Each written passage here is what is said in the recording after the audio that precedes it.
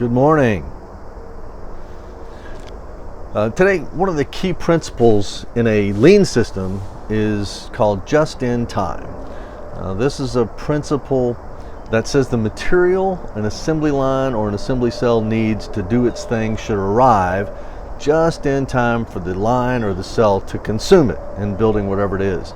That principle extends to the finished goods, usually in the form of producing a specific order instead of producing to a forecast. Just-in-time was the brainchild of Kiichiro Toyoda. He was building a new plant for passenger cars in Japan before World War II and needed to change the production system just to conserve cash. So way too much inventory and way too much money was tied up in storage because they were making pieces in large batches. Now, to free that cash flow for necessary components, they had to limit production of any part to just what was needed for that day. Now, this was a huge deviation from what everyone had been doing for their whole lives, and we got the same problem today. People like producing things in larger batches. Now, Eiji Toyoda described it as needing to brainwash the workforce to think differently in his book, 50 Years in Motion. That might be a good description of how we can help leaders and others let go of bad habits or old thinking. Now, to make just-in-time work, the system has to flow smoothly from end to end. And to create that flow, Toyota created work cells where as many steps as possible could be done in one place, right? So next, they limited what they made to just what was needed that day, like I mentioned.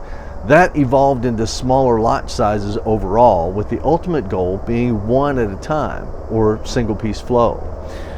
They also needed to regulate that flow so they created signals that told people when to stop working on something and switch over to make something else in response to demand. So it was a fully pull system instead of one that's pushed through like most of our places are done today. So they called this signal that they used a Kanban.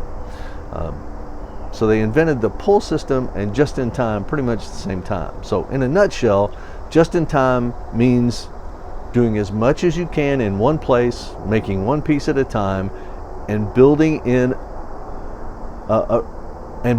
only in response to a signal that says pull, that sets the pace for the operation. So it really boils down to, can you do things in one place? Can you do things one piece at a time?